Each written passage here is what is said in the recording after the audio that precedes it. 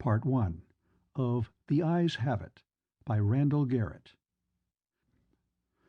Recording by Mark Nelson. The Eyes Have It. Part 1. Sir Pierre Morlaix, Chevalier of the Angevin Empire, Knight of the Golden Leopard, and Secretary in Private to my Lord the Count Devereux, pushed back the lace at his cuff for a glance at his wrist-watch. 3 minutes of 7. The Angelus had rung at 6, as always, and my Lord Devereux had been awakened by it, as always. At least, Sir Pierre could not remember any time in the past 17 years when my lord had not awakened at the Angelus. Once, he recalled, the sacristan had failed to ring the bell, and the Count had been furious for a week.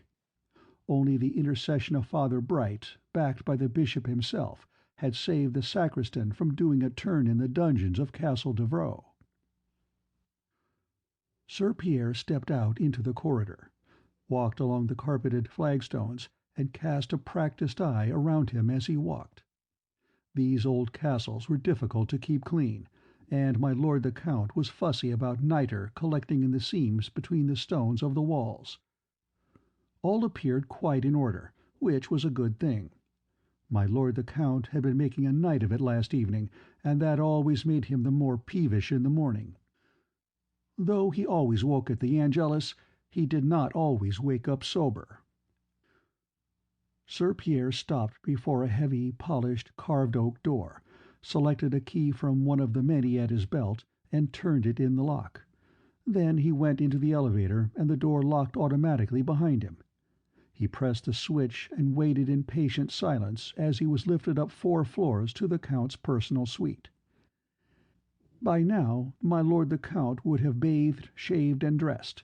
He would also have poured down an eye-opener consisting of half a water-glass of fine champagne brandy. He would not eat breakfast until 8. The Count had no valet in the strict sense of the term. Sir Reginald Boway held that title, but he was never called upon to exercise the more personal functions of his office. The Count did not like to be seen until he was thoroughly presentable. The elevator stopped. Sir Pierre stepped out into the corridor and walked along it toward the door at the far end. At exactly 7 o'clock he rapped briskly on the great door which bore the gilt and polychrome arms of the House Devereux. For the first time in 17 years there was no answer. Sir Pierre waited for the growled command to enter for a full minute, unable to believe his ears. Then, almost timidly, he rapped again. There was still no answer. Then, bracing himself for the verbal onslaught that would follow if he had erred, Sir Pierre turned the handle and opened the door just as if he had heard the Count's voice telling him to come in. "Good morning, my lord," he said, as he always had for 17 years. But the room was empty, and there was no answer. He looked around the huge room. The morning sunlight streamed in through the high mullioned windows and spread a diamond-checkered pattern across the tapestry on the far wall, lighting up the brilliant hunting scene in a blaze of color. "My lord?" Nothing. Not a sound. The bedroom door was open. Sir Pierre walked across to it and looked in. He saw immediately why my lord the Count had not answered, and that, indeed, he would never answer again. My lord the Count lay flat on his back, his arms spread wide, his eyes staring at the ceiling. He was still clad in his gold and scarlet evening clothes, but the great stain on the front of his coat was not the same shade of scarlet as the rest of the cloth, and the stain had a bullet hole in its center. Sir Pierre looked at him without moving for a long moment. Then he stepped over, knelt, and touched one of the Count's hands with the back of his own. It was quite cool. He had been dead for hours. "I knew someone would do you in sooner or later, my lord," said Sir Pierre, almost regretfully. Then he rose from his kneeling position and walked out without another look at his dead lord. He locked the door of the suite, pocketed the key, and went back downstairs in the elevator. Mary Lady Duncan stared out of the window at the morning sunlight and wondered what to do. The Angelus bell had awakened her from a fitful sleep in her chair, and she knew that, as a guest at Castle Devereux, she would be expected to appear at Mass again this morning. But how could she? How could she face the sacramental Lord on the altar, to say nothing of taking the Blessed Sacrament itself?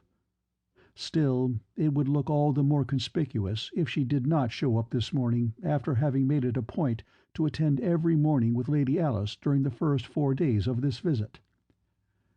She turned and glanced at the locked and barred door of the bedroom. He would not be expected to come. Laird Duncan used his wheelchair as an excuse, but since he had taken up black magic as a hobby, he had, she suspected, been actually afraid to go anywhere near a church. If only she hadn't lied to him! But how could she have told the truth? That would have been worse, infinitely worse. And now, because of that lie, he was locked in his bedroom doing only God and the devil knew what. If only he would come out! If he would only stop doing whatever it was he had been doing for all these long hours, or at least finish it.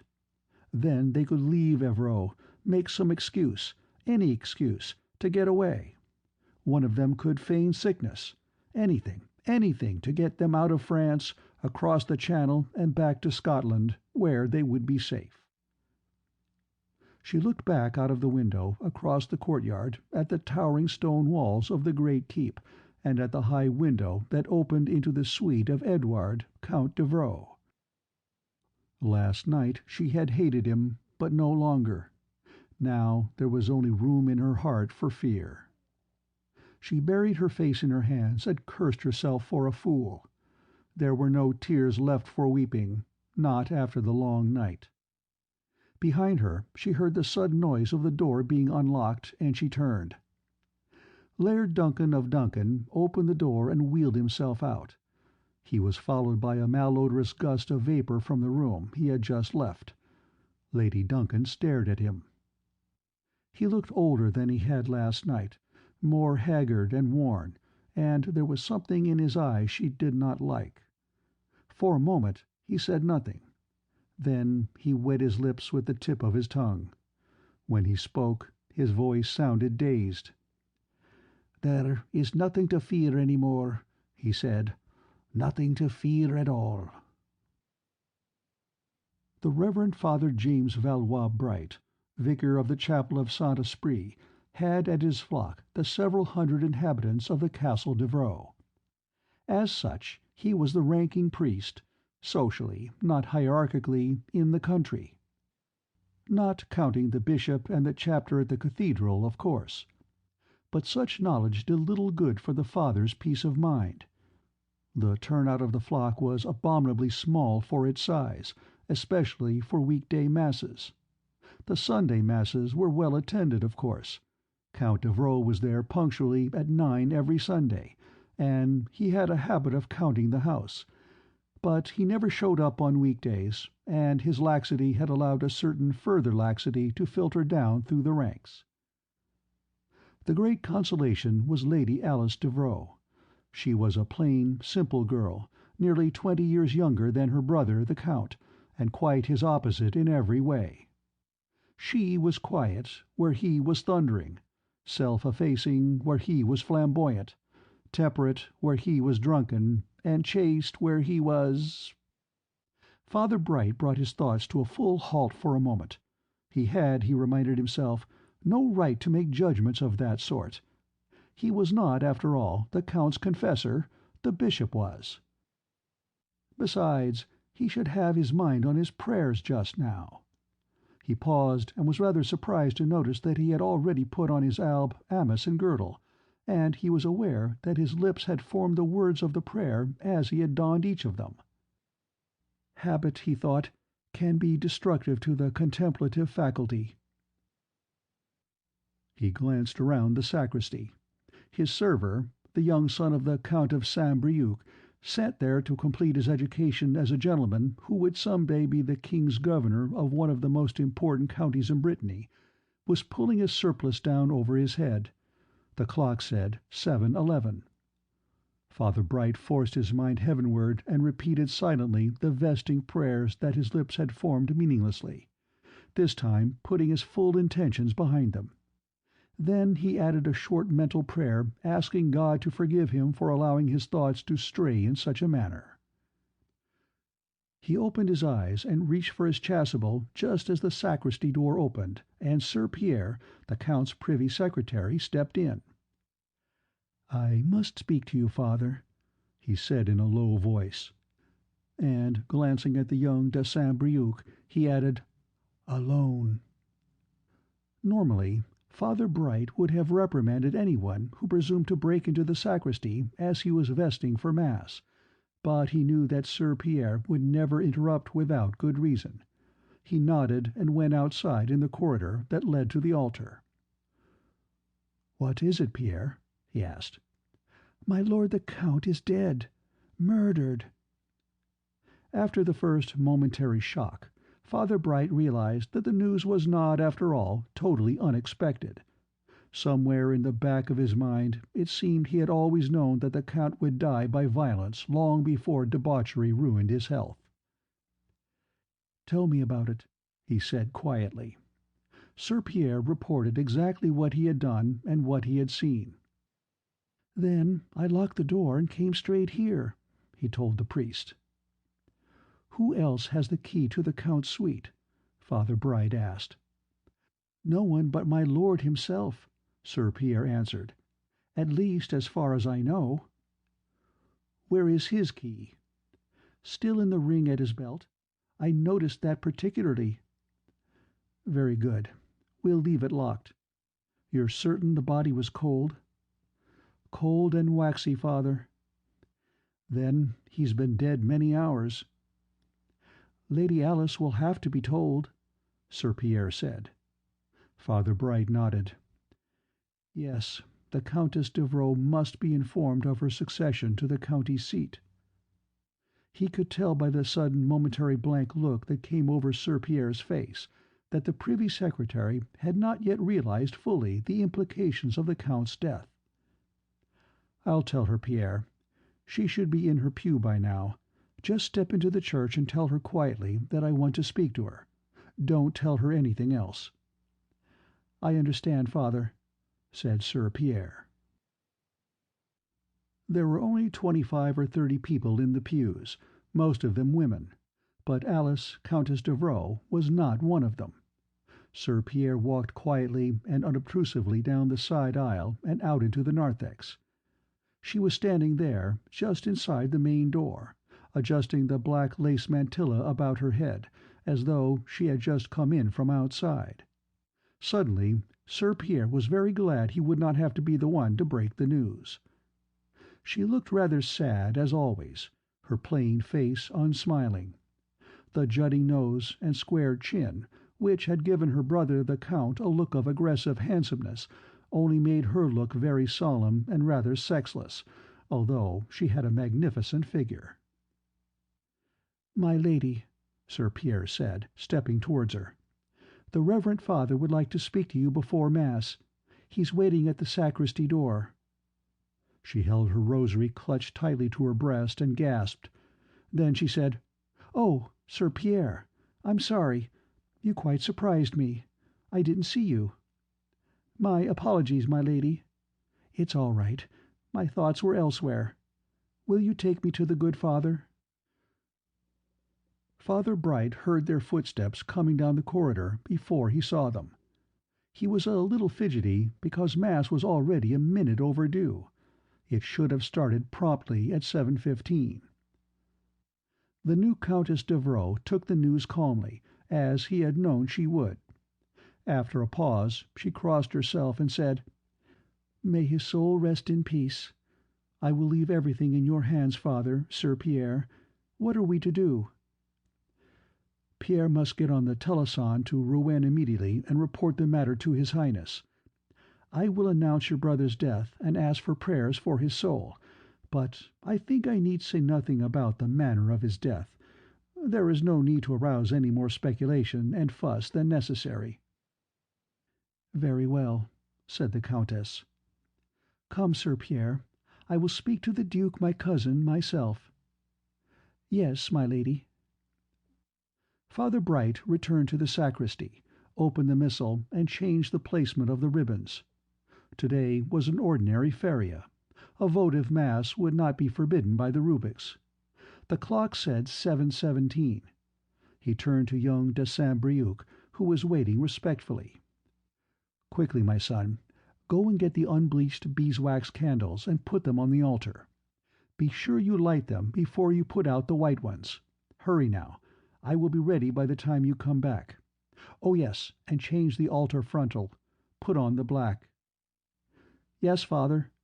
And the lad was gone. Father Bright folded the green chasuble and returned it to the drawer, then took out the black one. He would say a requiem for the souls of all the faithful departed, and hoped that the Count was among them. His Royal Highness, the Duke of Normandy, looked over the official letter his secretary had just typed for him.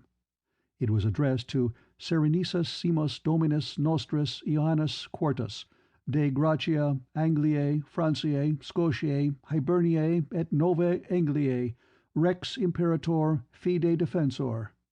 Our most serene Lord John IV, by the grace of God, King and Emperor of England, France, Scotland, Ireland, and New England, defender of the faith. It was a routine matter, simple notification to his brother the King that His Majesty's most faithful servant Edward, Count of Evreux, had departed this life, and asking His Majesty's confirmation of the Count's heir-at-law, Alice, Countess of Evreux, as his lawful successor. His Highness finished reading, nodded, and scrawled his signature at the bottom, Richard Dux, Normanier. Then, on a separate piece of paper, he wrote, "Dear John, may I suggest you hold up on this for a while? Edward was a lecher and a slob, and I have no doubt he got everything he deserved, but we have no notion who killed him. For any evidence I have to the contrary, it might have been Alice who pulled the trigger. I will send you full particulars as soon as I have them. With much love, your brother and servant, Richard." He put both papers into a prepared envelope and sealed it. He wished he could have called the King on the telephone, but no one had yet figured out how to get the wires across the channel. He looked absently at the sealed envelope, his handsome blond features thoughtful. The house of Plantagenet had endured for 8 centuries, and the blood of Henry of Anjou ran thin in its veins, but the Norman strain was as strong as ever, having been replenished over the centuries by fresh infusions from Norwegian and Danish princesses. Richard's mother, Queen Helga, wife to his late Majesty Henry X, spoke very few words of Anglo-French, and those with a heavy Norse accent. Nevertheless, there was nothing Scandinavian in the language, manner, or bearing of Richard, Duke of Normandy. Not only was he a member of the oldest and most powerful ruling family of Europe, but he bore a Christian name that was distinguished even in that family. 7 kings of the empire had borne the name, and most of them had been good kings, if not always good men in the nicey-nicey sense of the word. Even old Richard I, who'd been pretty wild during the first 40-odd years of his life, had settled down to do a magnificent job of kinging for the next 20 years. The long and painful recovery from the wound he'd received at the siege of Chaluz had made a change in him for the better. There was a chance that Duke Richard might be called upon to uphold the honor of that name as king. By law, Parliament must elect a Plantagenet as king in the event of the death of the present sovereign, and while the election of one of the king's 2 sons, the Prince of Wales and the Duke of Lancaster, was more likely than the election of Richard, he was certainly not eliminated from the succession. Meantime, he would uphold the honor of his name as Duke of Normandy. Murder had been done. Therefore, justice must be done. The Count d'Evreux had been known for his stern but fair justice, almost as well as he had been known for his profligacy. And just as his pleasures had been without temperance, so his justice had been untempered by mercy. Whoever had killed him would find both justice and mercy, in so far as Richard had it within his power to give it. Although he did not formulate it in so many words, even mentally, Richard was of the opinion, that some debauched woman or cuckolded man had fired the fatal shot. Thus he found himself inclining toward mercy before he knew anything substantial about the case at all. Richard dropped the letter he was holding into the special mail pouch that would be placed aboard the evening trans-channel packet, and then turned in his chair to look at the lean, middle-aged man working at a desk across the room. "My Lord Marquis," he said thoughtfully. "Yes, Your Highness," said the Marquis of Rouen, looking up. "How true are the stories one has heard about the late Count?" "True, Your Highness?" the Marquis said thoughtfully. "I would hesitate to make any estimate of percentages. Once a man gets a reputation like that, the number of his reputed sins quickly surpasses the number of actual ones. Doubtless many of the stories one hears are of whole cloth. Others may have only a slight basis in fact. On the other hand, it is highly likely that there are many of which we have never heard. It is absolutely certain, however, that he has acknowledged 7 illegitimate sons, and I dare say he has ignored a few daughters, and these, mind you, with unmarried women. His adulteries would be rather more difficult to establish, but I think your Highness can take it for granted that such escapades were far from uncommon." He cleared his throat, and then added, "If your Highness is looking for motive, I fear there is a superabundance of persons with motive." "I see," the Duke said. "Well, we will wait and see what sort of information Lord Darcy comes up with." He looked up at the clock. "They should be there by now." Then, as if brushing further thoughts on the subject from his mind, he went back to work, picking up a new sheaf of state papers from his desk. The Marquis watched him for a moment and smiled a little to himself. The young Duke took his work seriously, but was well balanced about it. A little inclined to be romantic, but aren't we all at 19? There was no doubt of his ability, nor of his nobility. The royal blood of England always came through. End of Part 1.